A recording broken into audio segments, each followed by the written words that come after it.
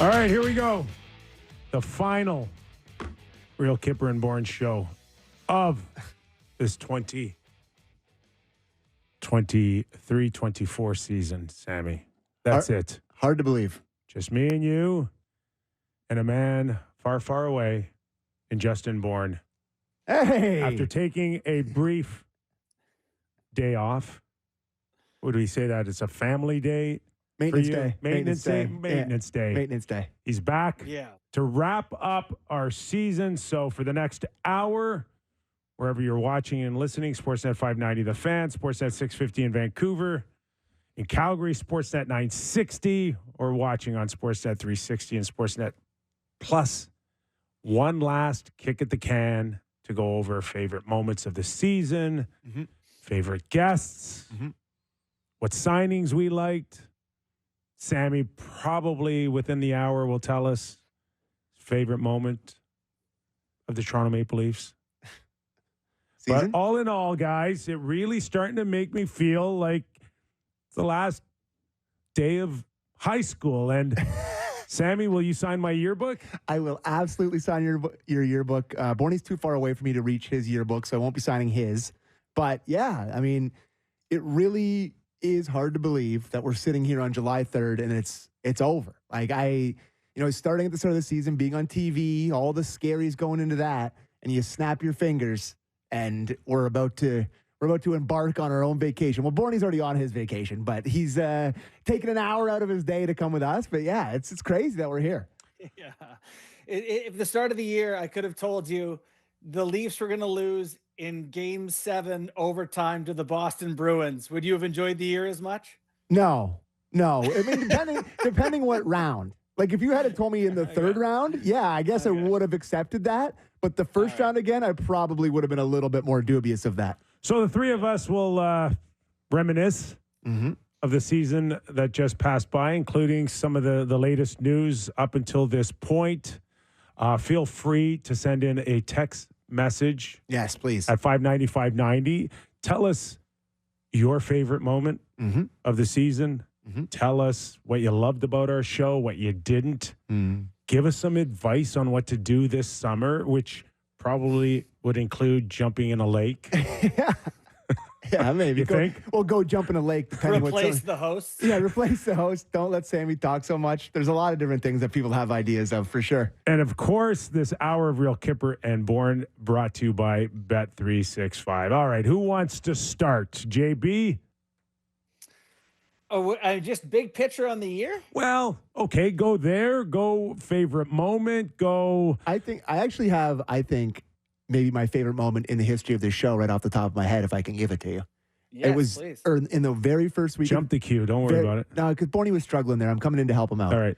The very first week of the season, where the hottest debate in the city was the damn goal song. And I remember all of us were chatting nonstop about the goal song. And we were in the middle of some serious debate about hockey. And Lance Hornby tweeted out the news that they were going away from Hall & Oates. And I remember cutting in and being like, well, we have some breaking news here. And then I said that they're changing the goal song. And the camera, of course, was on me. And then it just flipped over to Kyper. And he had this look on his face that can only be described as the one I have now. No, close. But no, you were just dumbfounded that I would even consider bringing it up. And I just remember looking at your face and laughing so hard. And that was the first time I was like, okay, maybe it'll work on TV. Maybe we'd be okay. I was laughing about that. Remember how much we talked about that damn goal song at the start of the year? JB, this is exactly why he's on the show with us, is because only Sam can turn that into a story. What? The goal song. Not a good one, but he can turn it into a story. I didn't say anything about good. I think the biggest moments of the year, I'll say biggest, not my favorite, but Sheldon Keefe getting fired was kind of, it was tracking towards that for years. It was a big topic of conversation. That was probably the most impactful point of the season, getting into the conversations after that. What do you think, Kip?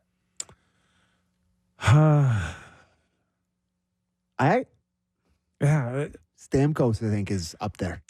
Listen, I think Leave it. I think for me personally, though, yeah, Stamkos was a big one the other day. Yeah.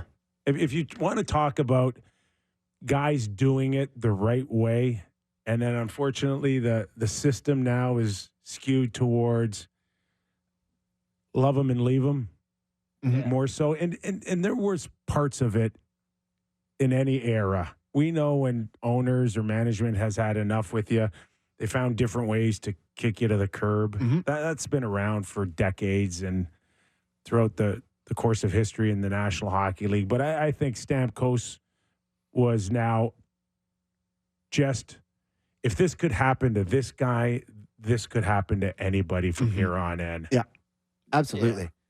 So, yeah. I mean, go ahead. That is a big one. And I do think that it's a lesson to be learned going into the offseason. I hope it happens less as the salary cap goes up and, good players aren't forced to leave. But yeah, that's a pretty big one. I would say when Kyper started wearing these Blazers on big days, it was pretty big in playoffs. And we had the big guess for the Leafs round one.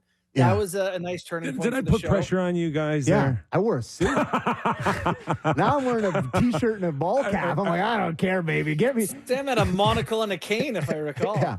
Listen, it didn't work. That's the thing. That's ultimately where... But it did work. It's about adding a little class to the show. Oh, yeah. That part worked. Sure. Yeah. I don't know what else you were talking about. were you going down that we're superstitious and we're sending vibes? Well, I mean, I, as you guys know, am a very, very superstitious sports fan, and I buy into all of this stuff. But the problem with that is I shouldn't be, because literally none of my teams have ever won anything. So I don't know why. It doesn't. I guess the Raptors won, but outside of that, I don't really. My superstitions don't work. So maybe I should stop it. But I really did feel that when I came in here in the first week of the playoffs and I put on a suit, I really did feel like that was going to turn the tides. I really thought that was going to work. Yeah, exactly. I really thought that was going to work. I thought it had a chance and just didn't. Biggest story for me also on the show, and once again, yes, as you reiterated many times, we do an hour on the Toronto Maple Leafs, so that kind of skews us to a much more detailed conversation on a whole when it comes to our show. But we do have a national show in the second hour, and one of the biggest stories this year, guys, for me, was the Vancouver Canucks. And being a team that we kind of wrote off prior to the season starting.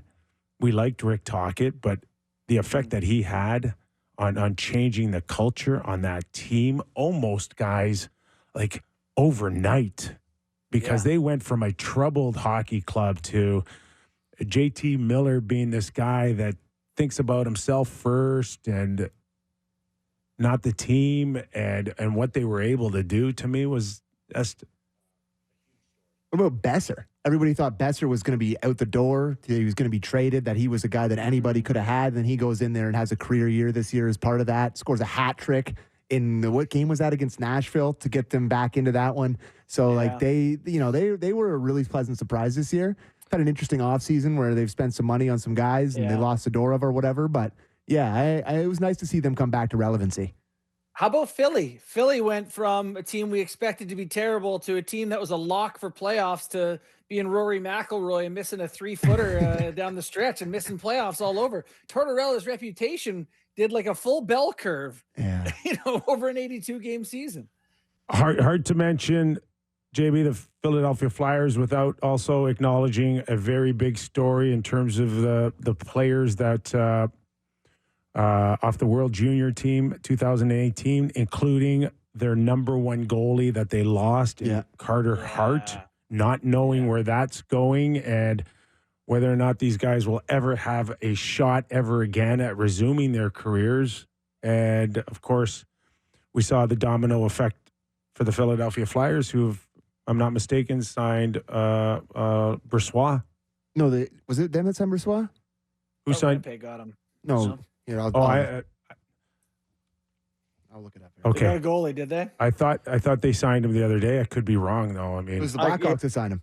Sorry? Blackhawks signed Brossoit. Oh, they did? A 3.2? Yeah. So the Flyers have not made any decisions yet? Well, they got that mutant goalie that's like 6'8" from the KHL last year that got a couple starts to them. His name's escaping me. But it's And they had that Arison that started a couple times against the Leafs. Matthews shot a few through him. Mm-hmm. I mean, that's an impossible thing to recover from a franchise where you just have your starting goalie for the future, and he's, embroiled in a horrible Gone. He's just gone. Just gone. And now you're just trying to recover from it. So we'll see how they do it. But yeah, Brossoit did sign with the Blackhawks. Sorry, 3.3 per year. All right.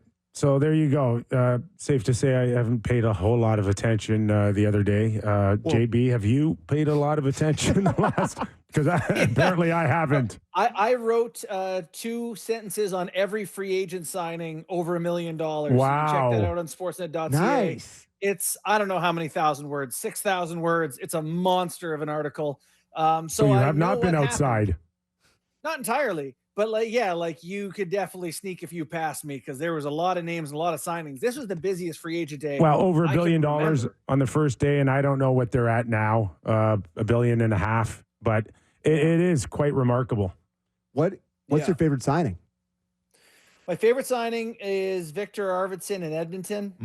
Super cheap deal. Just the type of guy that, they need in playoffs. He falls on goalies. He could have upside and still score you 25, 30, for a depth scoring. I really like that one. Gensel to Tampa is pretty good too. You guys have one?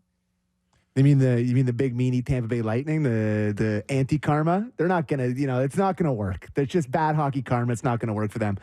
They were dying anyway. Yeah, I like Marchessault a lot. And I think he's a guy that's had a chip on his shoulder ever since he went to Vegas with them, with the Misfit. Was it Outcasts or Misfits? What did they call themselves? The Outcasts? The Misfit Toys. Misfits or whatever they were called.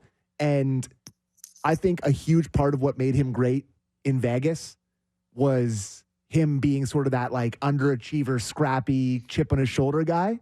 And it kind of feels like that just happened again with them in Vegas. Like he was clearly pretty pissed that he didn't get offered a contract or however it ended in Vegas. He wasn't thrilled. And then he goes to kind of an upstart team here. They get Stamkos, they get him, they get Shea. They really sort of remodel their team. And I think he's going to be really motivated there. I love Marchessault as a player, and I think they're going to be good. And I think that might be my favorite, him going to Nashville. JB, you mentioned Edmonton, and I think Jeff Jackson's done a pretty good job, at least trying to keep what momentum that he had. Yeah. Going from the Stanley Cup final to thinking about what next season looks like. The other one for me is another Skinner, Jeff in Edmonton. And legit 25, 30 goal scorer for me. Yeah, for $3 million. For $3 million. It kind of reminds me of Duchesne in Dallas last year. On what, 1 year? Mm-hmm. 1 year. So you assume that this guy's going to come in and the carrot was you get to rejuvenate your career with the best player on the planet. The carrot was you get playoff games. So, you will play in the playoffs. But can this guy now put up some serious numbers? I think he's a talented guy that can shoot it in the net. And I'm just wondering if other teams have missed opportunities on this guy.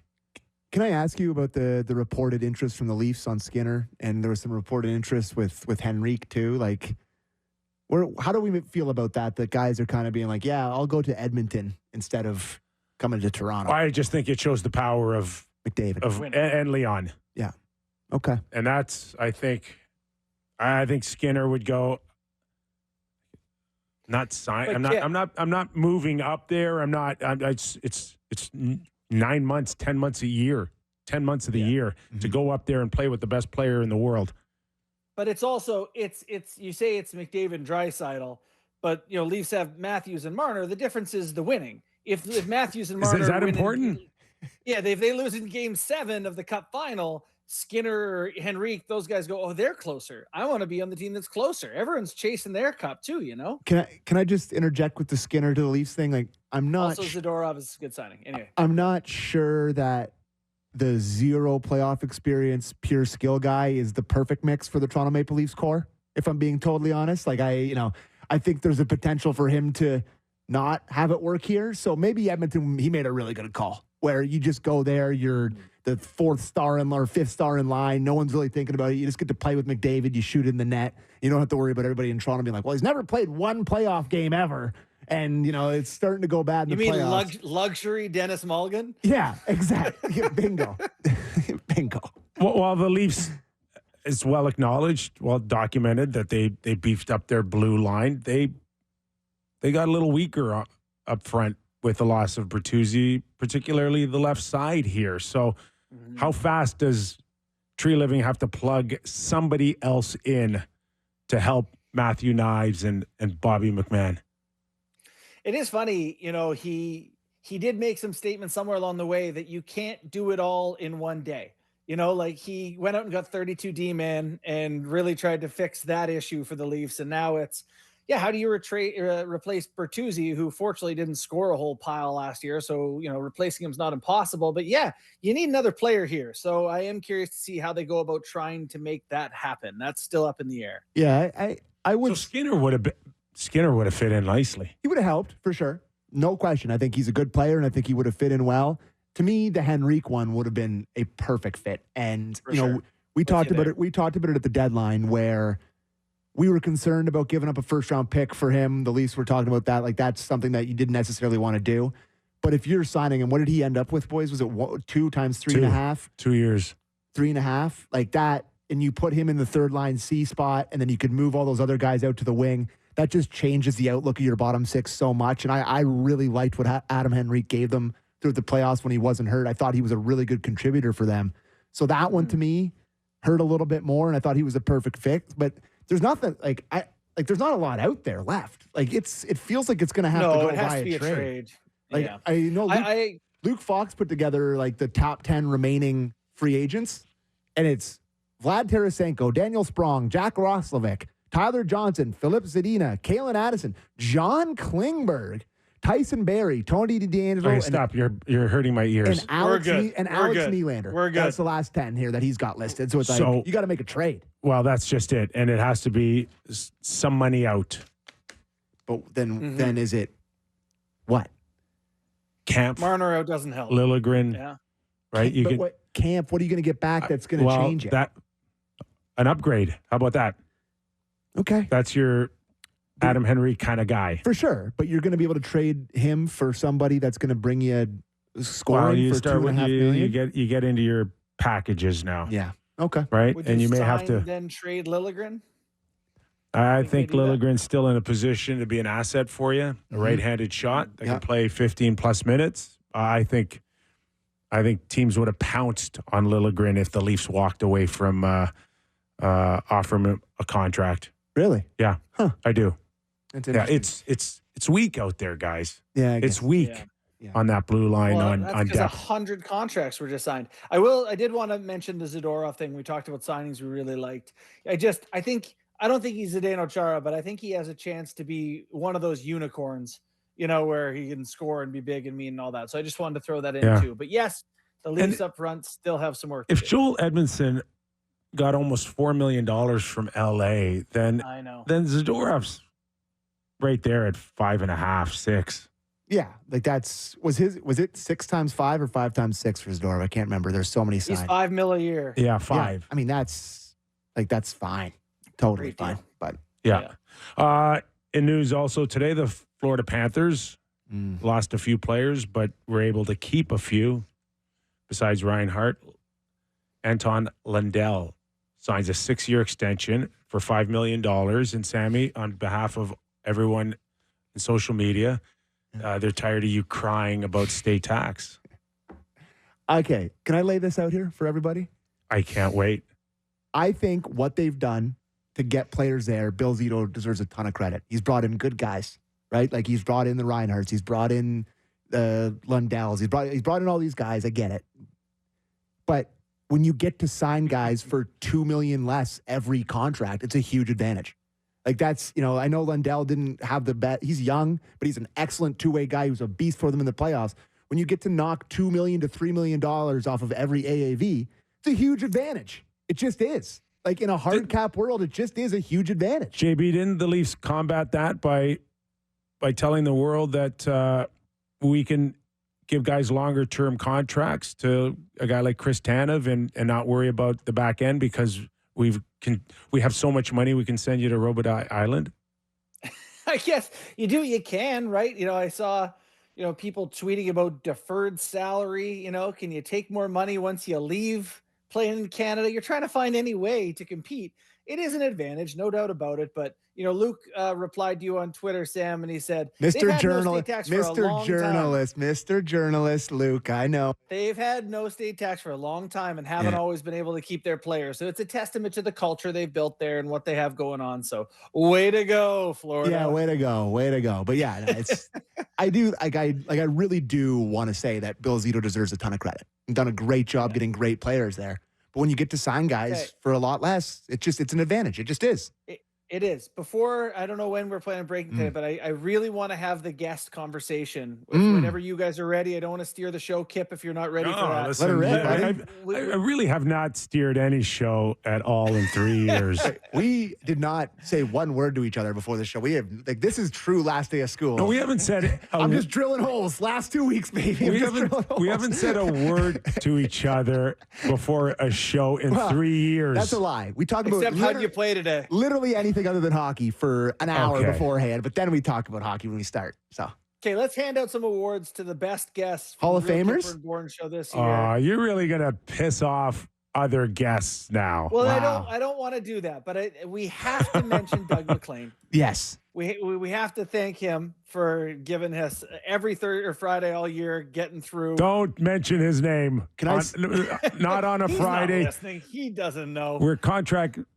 Contractually, we're obligated on Friday. We don't have to drop his name Monday through Thursday. But you want to do this? I do. Listen, like Gord, our boy Gordo, he filled in whenever we asked him. Luke was on whenever we asked him. I mean, I got a couple others in mind who are not in the exact regular. Oh, hold on. I thought you were going Doug McLean. Well, I will say, so Doug McLean, just from a producer's perspective, throughout the monotony of a season, I do book the guests for the show, and I do other stuff for the show other than, spew questionable Leaf takes all the time. Having the guy that just is there for me every Friday when it's at the end of the week, he's been working hard. I can't thank Doug enough. And I really hope he doesn't see this where I'm blowing smoke up as you know what, but I adore the man. So thank you, Doug. Yeah. And he makes me legitimately laugh my you-know-what off every single week. And the key for him is he knows he's not getting back in the league.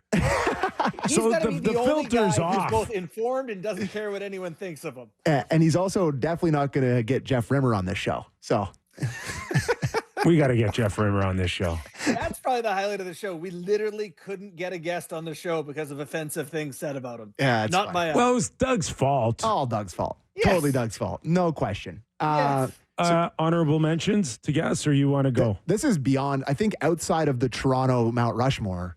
I mean, I think first ballot Hall of Fame, Steve Valiquette. Yeah, see, you beat me to it. There's two there. It's Valley and it's Books. Oh, yeah. Roper, too. Bukala is there, too. But Valley, he provides some unique insights, does he not? Well, and, we also have to thank Ilya Samsonov. That guy gave us some great content that Valley could follow up on. Oh, my God. You can't have a great guest like Valley unless there's a guy like Samsonov. Yeah. That's true. Honestly, that's a really good point on how much content, just in general, the goaltending position for the Toronto Maple Leafs gave us this season, right? You think about it. Yeah. What the wilderness that I remember. What game was it? Was it against Columbus that Friday night that you guys were on air? Yeah. When he let in, was it they lose 6-5? I think he let in 3 goals on 2 shots. And then sounds right. It was bad. And you guys were on the intermissions just being like, how is this guy ever going to play again? They send him to who knows where, the gulag. He comes back. He's excellent for a stretch of games. He comes back and then he has to play in the playoffs. He's no good to go to Wall. The amount of time we spent talking goalies on this show, boys, is that going to be the same next year with Stolarz and Wall and Murray? And God. Stolarz today said, I know I'm one of the best in the world. Yeah, there's no way that backfires. No way that clip. There's no way that clip comes around. It has been fun watching the evolution of the goaltender from my era, where it's just just shut up and stop the puck, to now how much of a science it is, right? Yeah. Was it VH? What is it? Reverse VH? Oh, don't RVH? get me started on that. Yeah, I don't know. Just make a save. Just make when the puck. Hey, when the puck. when the puck bounces off the end boards and David Pasternak's busting in on you, maybe don't be below the goal line, Samsonov. Maybe make a poke check. So at least for Sammy and others around the league, but obviously with you with the Leafs, like there's a very good chance that the intrigue on goaltending won't go down too much next season because of Wall's history as a guy that can't stay healthy. Stolar's coming in for a guy that's never played more than 30 games a year. And dare I say it? Let's take a bet right now. How many games does Matt Murray get in next season? Ooh, I should ask Bet365 to give us a number on this. If I were to set the over-under for Matt Murray games played next season, how about this? I'm going to set the line at 8.5 games. I had it at 2.5. 2.5? With Wall? I'm setting it at 10.5. Oh, I'll take slight under on that. Slight under. I think he gets 10 games. I can't do this. I can't do it. Just stay in Kelowna with your flower crown and stay. I can't do 10 games of Matt Murray next year. I can't. Not because, again, it's the same thing they've been and they've done, and God, they need to not do the same thing they've done. That's all. And I really do think that you get Stolart, you get Wall, under contract. Like, we're all tantalized by what Wall looks like, but man, he's just that disappearing act in Game 7 would just be really hard for me to recover from. Like, it's just, I know it's really damaging. I know it's a stupid way to look at things, but God, if I'm in that organization, what happens? For the Leafs, even for the Leafs, that was like one of the better twists to a storyline for them. What a better twist. Has there been a better twist? Was it 2-0 Leafs in Game 6? He was about to get a shutout, and he makes a diving effort to keep one out that doesn't need to stay out. Yeah. Like, what a Leafy moment that is. And then the report was coming in on the show. That was probably the biggest moment of the show all year. Let's admit that. No, it was finding out. It wasn't during the show. It wasn't. It was on a Saturday. It was called Game 7 during the day on a Saturday. Yeah. I was on the road. I think I was even in Boston. Well, no, because that's right. I just remember Kip being involved. I threw it first. Yeah. Well, I know. I sent a text. Toot my own horn. Sammy kind of broke that story a little bit. To you. I texted, I got a little something from someone, and then Biz started tweeting about it, and I was like, oh my God, no. And then I texted you guys about it, and then Kyper, of course, was like, let me call my 17,000 connections here, and it was out there, and then it ran like wildfire. And the thing is, they scored one goal. Samsonov, I guess, in that game, in that winner, it's just so bad. Just misreads it, doesn't make a play on it. Yeah. No, the Leafs scored one goal in Game 7. Yeah. And, Matthews makes that play off the sideboards, gets to Willie, shoots in the net, 1-0, 10 minutes left. You're like, wow, this is actually going to happen. They're going to win a Game 7 in Boston. And then, but of course, it did not happen. Anyways. Did Wall play golf the next day? No. I hope not. No. Do you know something? You guys willing to break that news? Okay. Don't do that, because it just gets us in trouble. I just want to know how hurt he was. We never heard that, they followed up on this. Oh, he needed surgery. Oh, he was just...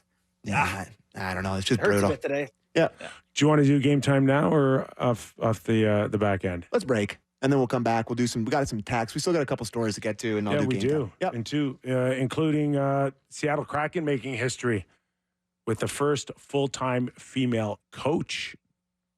We'll talk about that after the break. Kip, did you guys talk Quenneville and Bowman and all that yesterday? No, we didn't. We didn't. Wow, the NHL, they successfully buried that one. It slipped by us. Plenty of meat on the bone still in our last edition of Real Kyper and Bourne. Back after these words. The Kypreos, Sammy McKee, Justin Bourne on location as we wrap up this year's edition of the Real Kyper and Bourne Show. Just to keep with tradition, now 175 shows in the Real Kyper and Bourne Season 3. How do you know that? I've been keeping track. I'm going to have to read Game Time. It's Game Time, presented by Bet365. Visit the app for latest odds and find out why it's never ordinary at Bet365. Must be plus, Ontario only. Please play responsibly. Looking ahead, they have some futures on Bet365. Looking ahead to regular season player points for guys. So they have 4 players posted here. The first one is Connor Bedard. His total is set at 79.5, and it's minus 110 on both sides. Do you think he's going to have what did he finish with this year, boys? I'm just looking here quickly. I'm taking the over. Over. I'm taking the over easily. Yeah. I mean, he did. He missed a large swath of games. 61 and 68 games this year. Dash 44. Woof.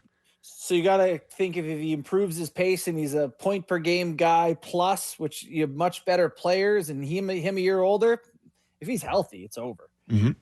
Kyper? Yeah. If you look at now, some guys that are coming in as first overall picks who aren't 6'3" and 220 pounds, they get hurt. Yeah. Yeah. Right? The other one is Hughes. It was when you think about how hard those years are on those kids at 18, and Connor Bedard, think about that first game coming in like a rock star and having to kind of carry that all season long and then getting his face broken like that. It's a long year, man. Yep. The next one they have listed here is Connor McDavid. The total is the total that they set here, minus 110 on both sides, is 129.5. Imagine being so good at hockey that's your total for a number. But Connor, yeah. So yeah, the thing when you bet these sort of bets is you're not just betting on will he get over that, because he obviously played 82 games. He would beat that. Is like you're often betting on will they play and will they stay healthy. And so Kyper is hesitant about Bedard's injury risk. I'm with him there. You know, McDavid, he's been pretty damn sturdy throughout his career, right? His last two seasons, 153 points, 132 points. So I think it's a pretty safe bet to get over. And the last one I'll bring up, the next superstar rookie here, Macklin Celebrini's total is set at 52.5. So that's just a little bit under where Connor Bedard was last year. I saw a video of him absolutely embarrassing a couple guys at Sharks development camp today, so that's a good start for him. So there you go. I'm saying over, judging one video that I watched today that was really nice. Give me an over/under on him playing 20 minutes a night. Oh, he's playing 20 minutes a night. I mean, who else is going to play? I know, and it's when you're playing with no one and you're in your own zone the whole time, you can't get points. Boys, you know what's not 20. They got a Macklin Celebrini, Barclay Goodrow, and Tyler Toffoli top line there, boys. That's 3 NHL players. How about the cash Toffoli got out of them? Yeah, good for him. You know, that's a sick contract. Just go live in San Jose, play golf. Yeah. Travel around. No one expects you to win. There's no one cares. Need to critique you when you don't. Yeah, love it. Wow. Absolutely love that for him. All right, that was Game Time presented by Bet365. Visit the app for latest odds and find out why it's never ordinary at Bet365. Must be 19 plus. Ontario only. Please play responsibly. And thanks to Bet365 for sponsoring all year long, boys. There you go. Nice job, Sammy, on Thank you. On our 175th show. Yeah. Which I think he made that number up. When I start hearing guys saying this is my ex, like who's going to look that up? I can. Like you can say anything you want. I have them all saved. I can show you from one. Like I have them all. Like they're all there. Sammy, you haven't got the details right in a lineup all year. Why do I think 175 I've seen you screw up this lineup about. What do you think about 4 times a week? 140 of the 175. There've been a mistake. Exactly. Go on my plate, boys. Okay, Come on. Another big story, guys. You know that may have gotten buried. I think the other day was Joel Quenneville and Stan Bowman being reinstated by the National Hockey League, and I think this one caught everybody off guard as they all went home after a very long free agent day. And I think maybe that was part of the game plan. JB, we'll start with you. I just feel like if you're Quenneville, you're like, yeah, like I'm reinstated 3 weeks after everyone could have hired me. You know, Yeah. like, the timing is just like, They did that on purpose. Yeah, that had to have been part of the plan. Mm-hmm. it's like let all the coaching positions get filled and then reinstate them. Yeah, so then I think they'll deal with this initial blowback to them being reinstated, and then this coaching sort of start will go, right? And then somebody gets fired and more time has passed. And you hope that more people are like caring less, I guess, is their thought process. But it's going to be a race to fire your coach for some of these teams at the start of the year. Yeah. You think? I mean, if you start, does Q still have it? Like it's been a while here, boys. For some teams, there has to be some teams willing to go to Joel right? And then there's others that say, I don't want to be linked to that story. So I don't know what it is. Mm-hmm. How many would be willing to say, to Sam's point, that it's over and The juice worth the squeeze here. right? It's like, does anybody care anymore? Is it behind everybody, or is that still hanging over Joel's head that somehow, some way, his affiliation and being banned for 2 seasons, and I'll include Stan Bowman, matters? The only question is, will he get hired in July or November? That's the only question for me. Like, someone's going to hire the guy. If you think he's above and beyond an average coach and can help your team, I think people will say he has served his punishment. He has done the personal growth stuff. He's checked all the boxes. He's been punished, and now he's available to get back into hockey. And whatever you think of the whole thing, the league has reinstated him. He can coach. Yeah. So I get that takes away a lot of the question marks for some of these teams that are desperate for a coach, I guess, right? Yeah, and Bowman too. The league did the work on this. And Bowman too, right? Where, I mean, there's a couple teams, like specifically Edmonton had looking for a general manager. Jeff Jackson just ran their free agency. Maybe there's a connection Stan there. Bowman has been linked. Yeah. Even before the ban was lifted to Edmonton. Yeah, so we'll see. But that was a successful Barry job, I think, by the NHL doing that. I think it was at like 3:30 on free agency frenzy. So crazy one. That is crazy. You wonder if a team like the Seattle Kraken would have maybe considered Joel Quenneville before going to Dan Bylsma, because Dan was not ever brought up. Anytime they're like, we've gone through this historic stretch of coaches being fired and coaches being hired in the last 12, 14, 16 months. Mm-hmm. And I never heard Dan Bylsma's name once. No, me neither. Until they hired him in Seattle. Like, you think they got buyer's regrets there? Well, I mean, that Joel's available now? Sure chosen Berube over Quenneville? Were you available? Yeah, that's a big question. Big question. See, I think a big corporation like Rogers and Bell would have had more questions to answer with the linkage to what happened in Chicago than other teams. Yeah, quite frankly, for sure. That's a good point. I think it's a lot easier to do it somewhere else than it would be to do it here, for sure. Mm-hmm. Should we mention Jessica Campbell here? Yeah, Jessica Campbell also, speaking of Seattle, made history. First full-time female coach. I can tell you that a couple of people have called me on this and asked me my thoughts, and I'm like, really had much time to think about it. But the one sense I'm starting to get, if there are eyebrows raised within the industry, it has nothing to do with gender, but more about whether or not, with just 2 years of pro experience, if she's the most qualified that they could find to hire her. Do you think again, some others that have been at this a lot longer might have their nose out of joint here, JB?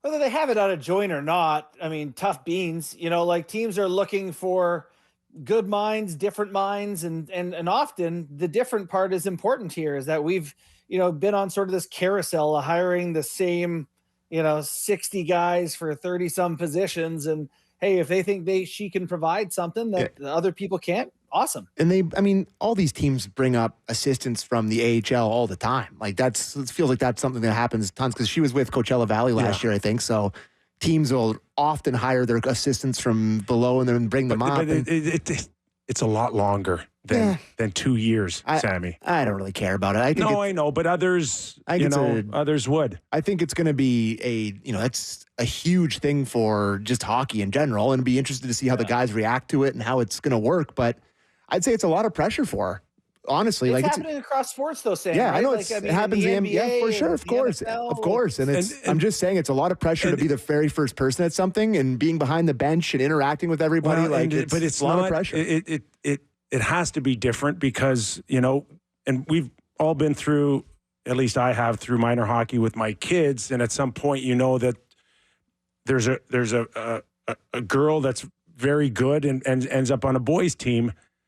And then you all of a sudden have all these different dynamics to that, including, dressing rooms and when boys can change and when she can't, when she needs to leave the room and when they need to be all together. And I'm wondering, like, at the NHL level, would that come into play too? Do they need do they need a protocol here? Have they discussed it, or is she free to come and go any time she wants? Because we certainly know at minor hockey that doesn't happen. I think it's, I've played in a couple college. I think people just kind of figure it out. You just use your better judgment. I don't think it's like that big a deal.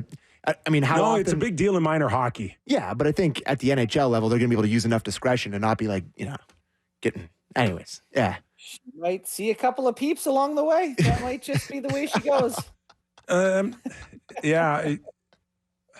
I think there needs to be something done or said, I think, for that.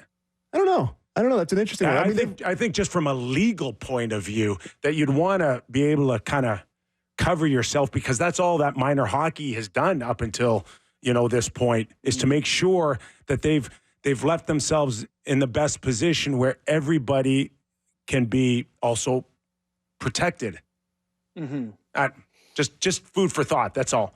And it's good food for thought. It is a different dynamic, and I hadn't even considered that it is a different element for sure. It's unique. So to Sam's point, maybe they go and just make it up until something happens or may not happen. Who knows? But it is a new dynamic at the National Hockey League level. It's literally the very first time, and I'm sure that they'll go down and ask Coachella Valley people how it goes, and they'll figure out the protocols from what they use there, and they'll kind of they'll brainstorm it. But I'm excited for it. But the Marlies, we had Barb Underhill in and out of the room, with some regularity, and it was like everyone took 2 seconds. But not on a day-to-day basis, though, as a coach. Yep. That is going to be unique. Got some few texts here, boys. Want to read? Yeah. I mean, a lot of self-serving ones here. So here we go. Good afternoon, guys. Maurice from Orangeville. If the Leafs put in half the effort into playing their games you guys put into putting in a really good radio show, their season might have lasted a little longer. Have a great summer. Thanks, buddy. That's nice. I ran into some guys at the kangaroo farm here in Kelowna the other day. The what? Say the same thing. I was at a kangaroo farm here. They said our show's awesome. I said thank you. Oh, that's very nice. People at the terminal in Kelowna, so lots of nice words being passed around, fellas. I was fortunate enough to have watched you guys for most of the hockey season. The mutual respect you guys have for each other is great to see. Very knowledgeable show. Great personal opinions. Awesome job. Enjoy your summer. See you soon. Doug from Alberta. Doug from PEI? Alberta. Oh, yeah. Just reading a few. Roberto in Calgary, best part of the show is Friday with Doug McLean. So there you go. You mentioned Doug. That's the best part of the show.